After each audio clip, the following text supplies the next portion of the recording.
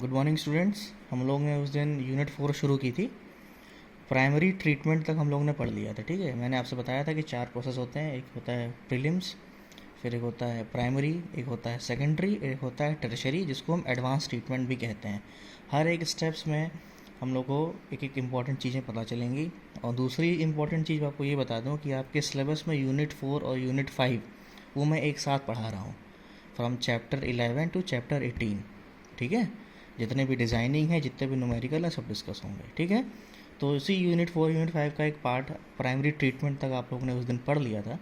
अभी primary treatment हम लोग डिटेल में पढ़ेंगे, ये सिर्फ उसका इंट्रोडक्शन चल रहा है। ठीक है, तो इंट्रोडक्शन के ही तौर पे सेकेंडरी ट्रीटमेंट देखिए। इसमें देखो, प्राइमरी ट्रीटमेंट में जितने भी वेस्ट आपके सॉल्व हो जाते हैं या हट जाते हैं, that is a good thing.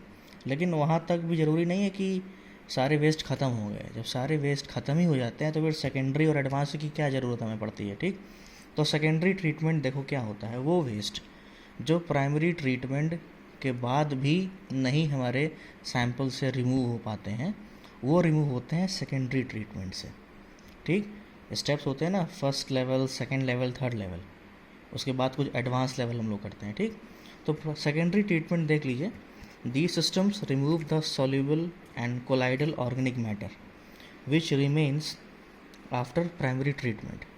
It directed principally towards the removal of biodegradable organics and suspended solid.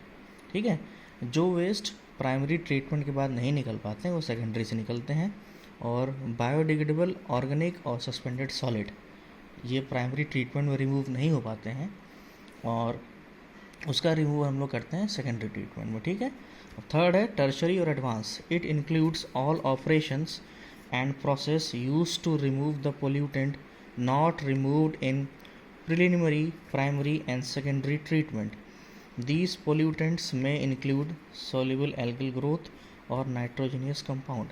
कभी एल्गी का फॉर्मेशन हो जाता है यूट्रोफिकेशन की वजह से, मान लीजिए पानी वहाँ सड़ने लगा, जमने लगा, तो जाहिर सी बात है वो इन दोनों ट्रीटमेंट से रिमूव नहीं हो पाता है, प्राइमरी और सेकेंडरी से। उसका रिमूवल करने के लिए फिर हम लोग टर्शरी या एडवांस ट्रीटमेंट यूज़ करते हैं। ठीक है, तो टर्शरी और एडवांस ट्रीटमेंट में आपके कुछ स्टेप्स आते हैं, जिसे हम पहला नाम देंगे फिल्ट्रेशन। ये प्रोसीजर्स हैं: एक्टिवेटेड कार्बन एड्जॉर्प्शन, डिसइंफेक्शन और डीमिनरलाइजेशन। इन चारों चीज़ों को हम लोग पढ़ेंगे, इनकी डिज़ाइनिंग, ट्रिकलिंग फिल्टर्स की, फिल्ट्रेशन के प्रोसेस सब आगे पढ़ेंगे। अभी ऐसे इंट्रोडक्शन इसको समझिए बस। ठीक है, अब देखिए, अब वाटर ट्रीटमेंट के इम्पॉर्टेंट प्रोसीजर्स का डिटेल एक्सप्लेनेशन करना है। ये है आपका स्क्रीनिंग। स्क्रीनिंग हमने कहाँ पढ़ा था? प्रीलिम्स प्रोसेस में। 4 प्रोसेस होते हैं: prelims, primary, secondary, tertiary. Prelims का सबसे पहला पार्ट स्क्रीनिंग होता है। स्क्रीनिंग मतलब एक स्क्रीन होती है जिससे पानी को पास होना पड़ता है बाद में धीरे धीरे सारे स्टेप्स पे। ठीक है, वेस्ट ट्रीटमेंट प्रोसेस का ये पहला स्टेप है स्क्रीनिंग। ठीक, इसमें क्या होता है, स्क्रीन्स में होल होते हैं, स्क्रीन को हम रैक्स भी कहते हैं।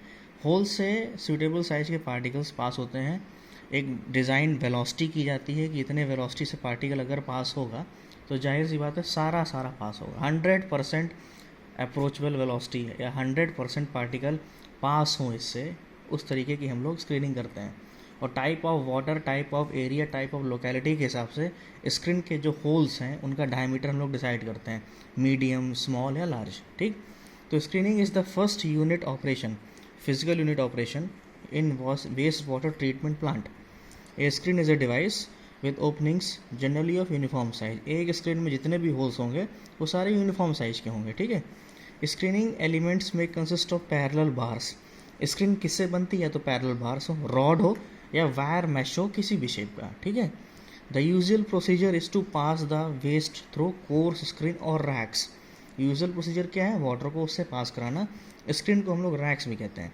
Clear opening greater than 40 mm should be there. याद रखिएगा, जो ओपनिंग्स हैं वो 40 mm से ज़्यादा ही हो।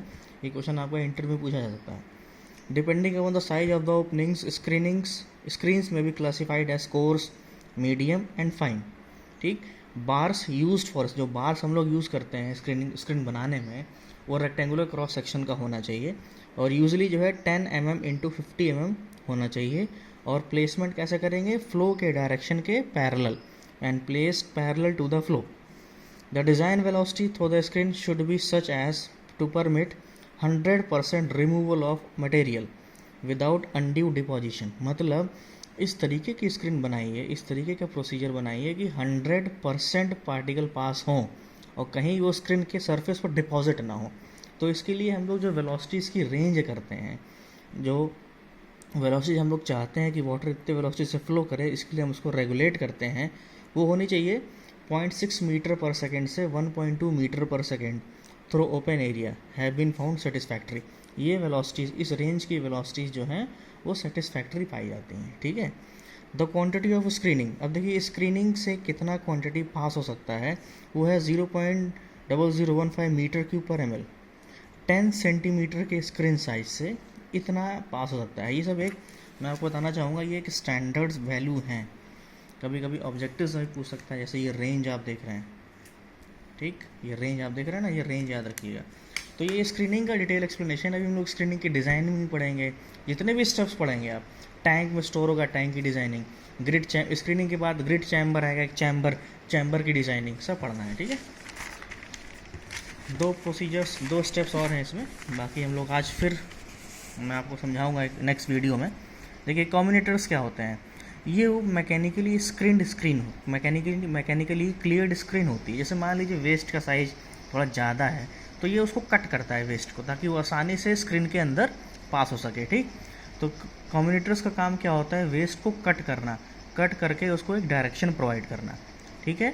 और ये आपका है बारमिनेटर का काम क्या होता है कि अगर आपके पास 50 mld का वेस्ट सैंपल है, तो ये उसको भी एक अच्छा खासा डायरेक्शन देगा। मतलब एक स्पेसिफाई कर दिया गया कि बारमिनेटर हम स्क्रीन के साथ तभी लगाएंगे जब हमारे पास 50 mld का डिस्चार्ज होगा, ठीक है।